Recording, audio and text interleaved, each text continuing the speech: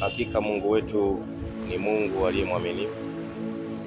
Mungu wetu ni Mungu aliye wa baraka. Mungu wetu ni Mungu aliye wa ushindi. Ukisoma maisha ya baba zetu wa zamani, wakina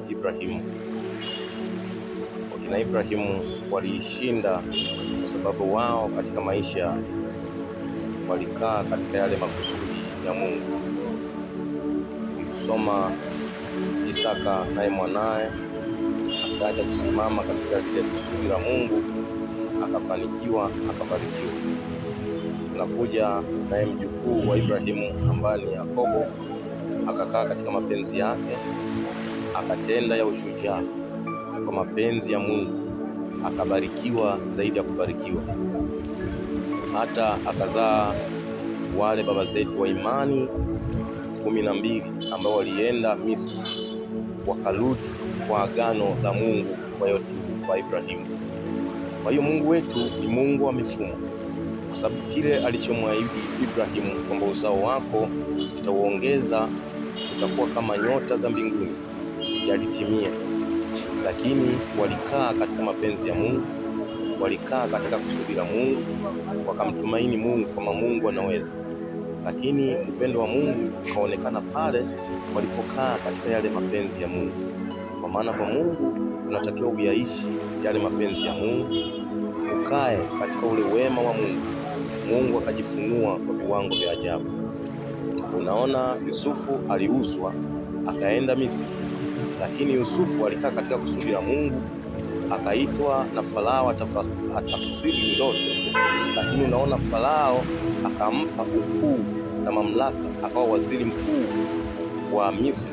Lakini yale sio yalikuwa matakwa yake, ule ulikuwa ni mpango kamili na ramani ya Mungu ili kuwainua wana wa Israeli, ili kusudi ule mpango aliouahidi tangu Ibrahimu ili utimizwe. Unaona, Yusufu anasimama katika lile kusudi la Mungu.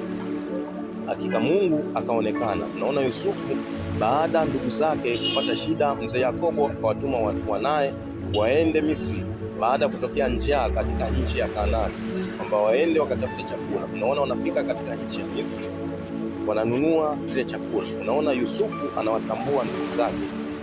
Kwa hiyo baada ya kuwatambua ndugu zake, Yusufu akajitambulisha kwa ndugu zake. Baadaye akatuma wale ndugu zake wakaende wakamwambie babaye aje katika nchi ya Misri. Unaona, Yusufu baba yetu wa imani Yakobo anakwenda Misri, anafika kwa Farao.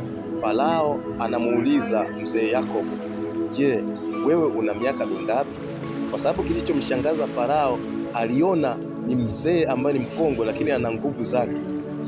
Kwa hiyo unaona, kwa Mungu utaishi miaka mingi, kwa sababu utukufu wa Mungu utakuwa juu yako, kwa sababu mzee wetu wa imani waliishi katika lile kusudi la Mungu. Unaona, Mungu aliwapa yale miaka mingi, waliishi miaka mingi kwa neema ya Kristo.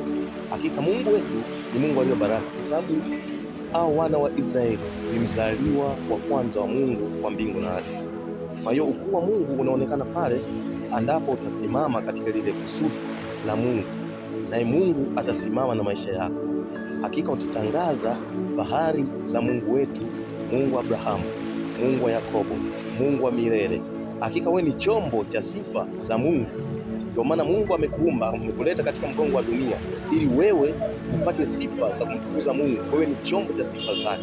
Kwa hiyo ukikaa katika lile kusudi la Mungu, Mungu atajifunua kwa mapenzi yake.